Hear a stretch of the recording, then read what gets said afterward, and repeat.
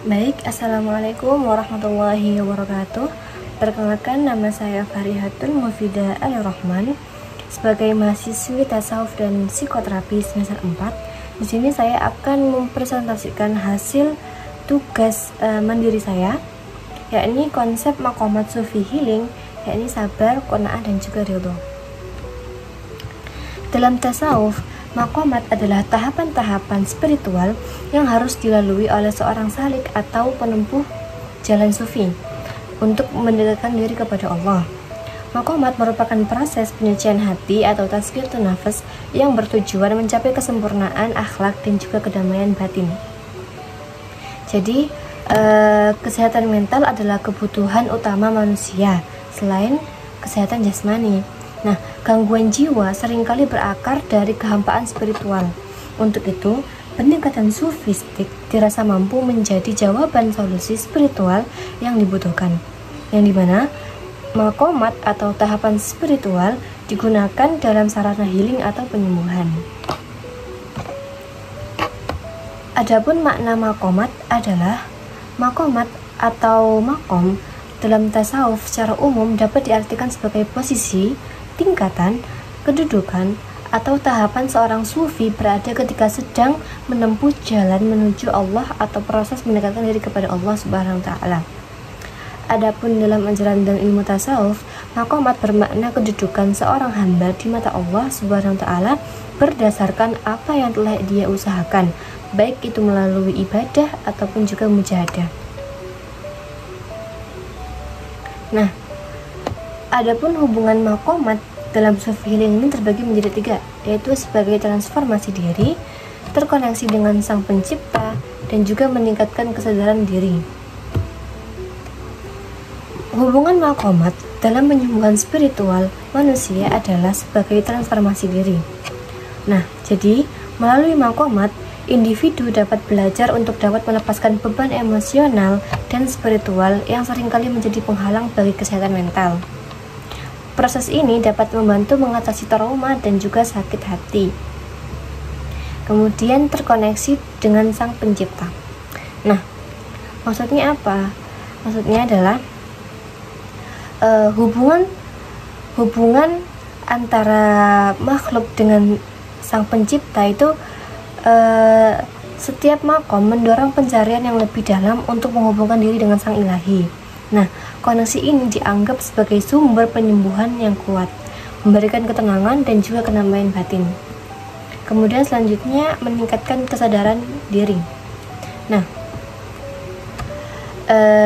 jadi dalam perjalanannya itu, individu mengalami peningkatan kesadaran akan diri dan lingkungan. Kesadaran ini memungkinkan seseorang untuk dapat mengenali dan mengatasi diri dari masalah-masalah yang mengganggu kesejahteraan spiritual manusia.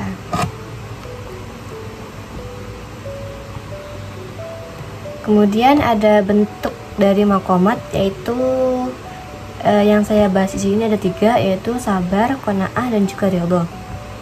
Nah, pada maqam sabar ya.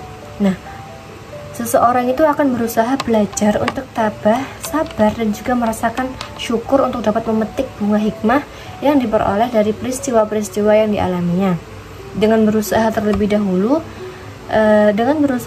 menerima dan juga memahami apa-apa yang terjadi akan mampu membuat seseorang tersebut lebih mudah menyembuhkan dirinya sendiri karena rasa sabar yang dimiliki dalam diri. Karena sabar akan sangat mampu membantu meminimalisir frustasi. Kemudian selanjutnya ada maqam qanaah. Jadi qanaah itu dapat membantu kita untuk terbebas dari rasa stres dan juga membantu meningkatkan rasa kepuasan diri. Ketika seseorang merasa cukup dengan apa yang dimilikinya, ia tidak akan terus-menerus terbebani oleh perasaan kekurangan atau keinginan untuk memiliki lebih. Nah, jadi sikap qanaah ini membantu mengurangi tekanan mental yang disebabkan oleh keinginan yang tidak pernah terpuaskan dan pencapaian yang berlebihan. Kemudian yang selanjutnya ada maqam ridho. Nah, ridho ini secara etimologis berarti rela. Nah, konsep rela dalam Islam merupakan sikap penerimaan penuh terhadap takdir dan kehendak Allah. baik itu dalam kebahagiaan maupun kesulitan. Konsep ini mengajarkan umat Islam untuk menerima apa yang telah ditentukan oleh Allah dengan lapang dada, tanpa menolak atau merasa keberatan, serta tetap bersyukur atas segala yang terjadi. Nah, jadi kesimpulannya adalah maqamat dalam sufi healing berfungsi sebagai jalan transformasi batin yang menyembuhkan luka spiritual manusia. Dengan menempuh tahapan ini, seseorang tidak hanya mendekatkan diri kepada Allah, tetapi juga menemukan keseimbangan psikologis dan juga kedamaian hidup. Ada satu kata-kata atau quotes, jadi seperti ini bunyinya. Penyembuhan sejati dimulai ketika hati bersih dan terhubung dengan Sang Pencipta. Jadi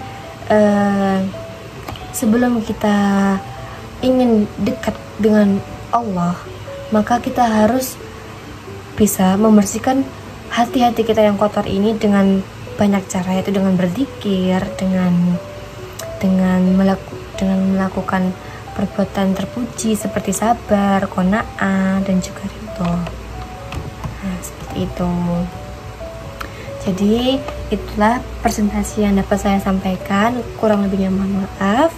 Jazakumullah khairan katsiran. Wassalamualaikum warahmatullahi wabarakatuh.